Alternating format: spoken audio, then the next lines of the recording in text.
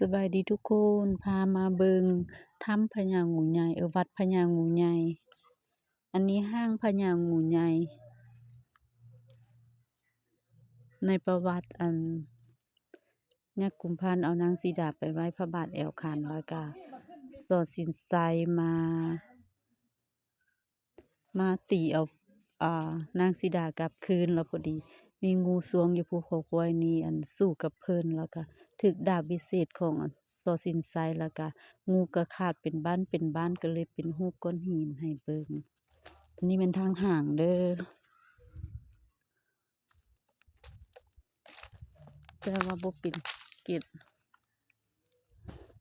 อันนี้แม่นประวัติซื่อๆเด้อ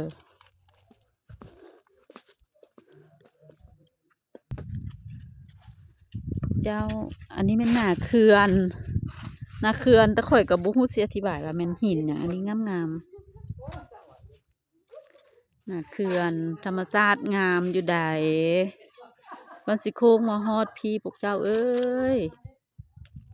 ผู้ใดบ่ได้มาก็เบิ่งคลิปเอาเด้อข้อยสิไปซอกท่อนงูก่อนกางงูอันนี้งูจำลอง